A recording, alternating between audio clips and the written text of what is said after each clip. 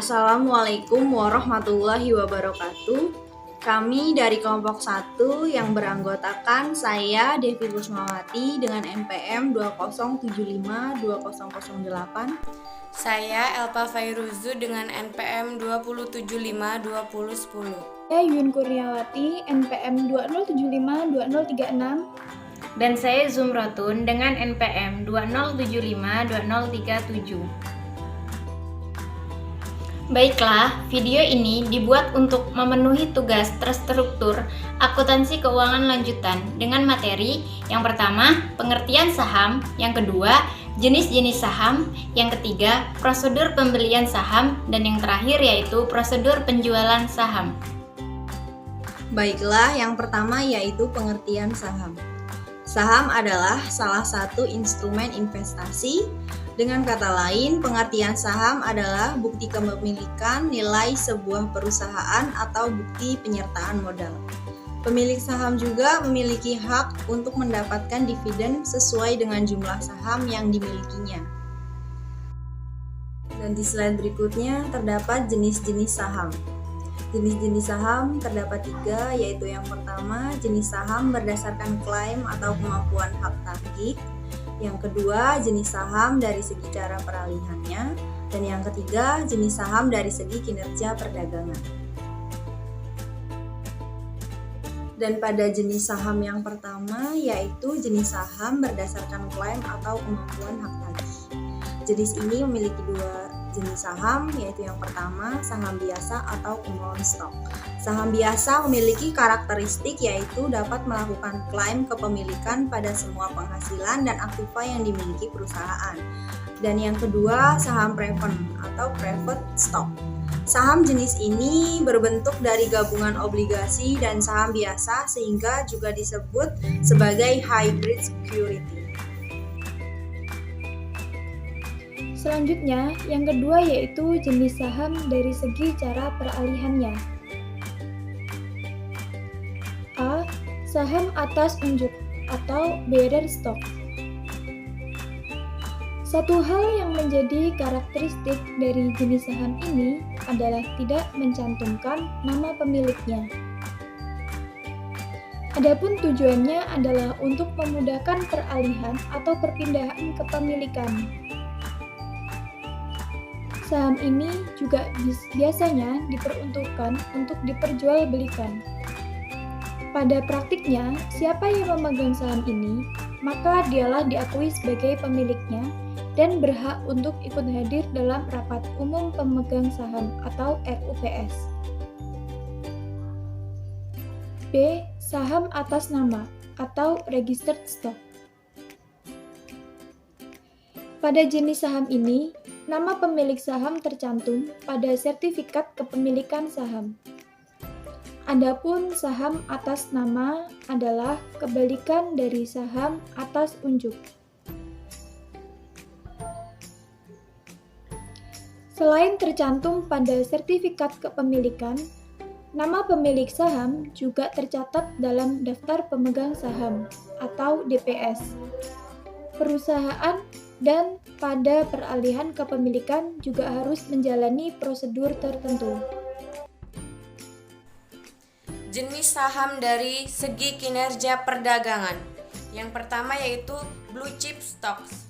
Blue chip stocks adalah saham yang berasal dari perusahaan besar dengan reputasi yang sangat baik. Dikutip dari Investopedia, salah satu karakteristik blue chip stocks adalah berasal dari perusahaan yang sehat secara finansial dan seringkali memberikan dividen kepada investor. Saham blue chips biasanya memiliki kapitalisasi pasar dalam miliaran, umumnya pemimpin pasar atau di antara 3 perusahaan teratas di sektornya. Yang kedua, income stocks. Dikutip dari Investopedia, income stocks adalah sekuritas ekuitas yang membayar dividen secara teratur. Seringkali terus meningkat, saham pendapatan biasanya menawarkan hasil tinggi yang dapat menghasilkan sebagian besar pengambilan keseluruhan sekuritas. Meskipun tidak ada breakpoint khusus Untuk klasifikasi, sebagian besar saham pendapatan memiliki tingkat volatilitas yang lebih rendah daripada pasar saham secara keseluruhan dan menawarkan hasil dividen yang lebih tinggi dari pasar. Yang ketiga, growth stock. Growth stocks adalah saham yang diantisipasi untuk tumbuh pada tingkat yang jauh di atas rata-rata pertumbuhan pasar. Ketika investor berinvestasi dalam growth stocks, mereka mengantisipasi mendapatkan uang melalui capital gain yang mana mereka pada akhirnya akan menjual saham mereka di masa depan. Pada jenis saham ini biasanya membayar dividen yang lebih kecil karena perusahaan biasanya menginvestasikan kembali laba ditahan dalam proyek modal. Yang keempat, speculative stocks.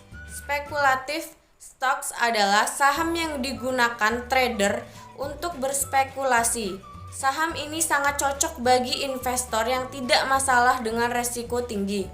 Walaupun tidak memiliki keuntungan yang stabil di setiap tahunnya, namun saham ini berpotensi menghasilkan laba tinggi di masa depan.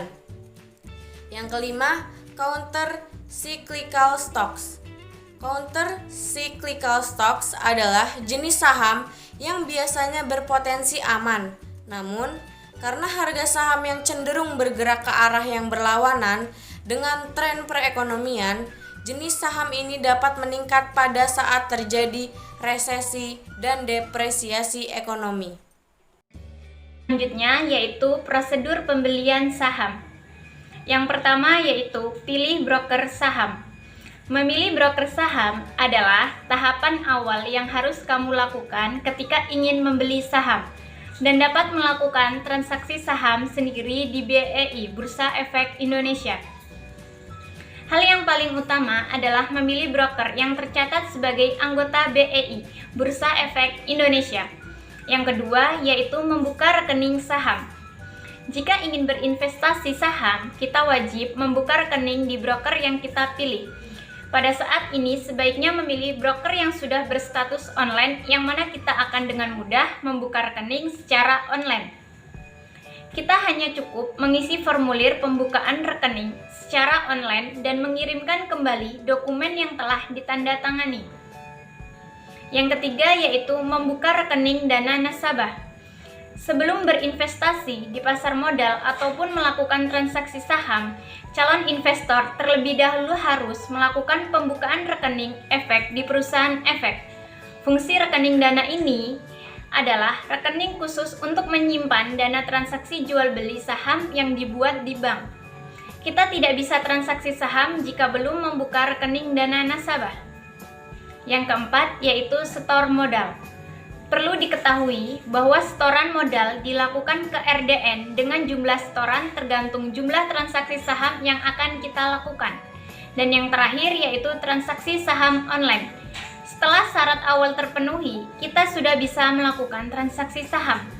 Untuk menjual saham, kita juga dapat melalui aplikasi saham online.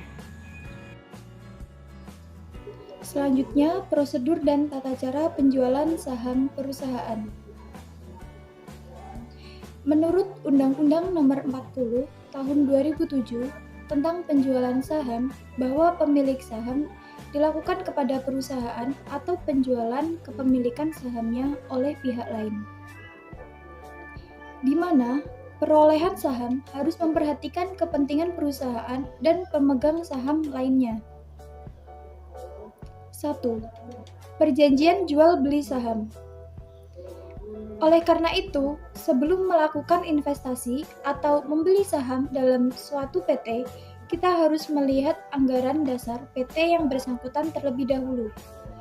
Jika anggaran dasar PT yang bersangkutan menyebutkan syarat yang dikemukakan pada paragraf sebelumnya, maka PT wajib terlebih dahulu mengadakan RUPS untuk menyetujui jual saham yang akan dilakukan. Setelah memperoleh persetujuan di RUPS, maka barulah kita membuat perjanjian jual beli saham yang akan dilakukan. Jual beli saham dilakukan dengan membuat perjanjian jual beli saham. Jika jual beli saham tersebut tidak menyebabkan perubahan pengendalian, misalnya jual beli saham di bawah 50% dari total seluruh saham yang ditempatkan dan disetor, maka perjanjian jual beli tersebut dapat dilakukan di bawah tangan. Namun, apabila jual beli saham tersebut menyebabkan adanya perubahan pengendali, maka perjanjian jual beli tersebut harus dibuat dalam akta notaris. 2. Syarat hukum jual beli saham. Seseorang yang ingin menjual saham sebaiknya memeriksa persyaratan hukum yang diperlukan. 3. Gunakan layanan konsultasi jika Anda memiliki rencana untuk menjual saham pada suatu PT. Gunakanlah layanan konsultasi yang terpercaya. Sekian penjelasan dari kami. Apabila ada salah kata, kami mohon maaf. Kami akhiri. Wassalamualaikum warahmatullahi wabarakatuh.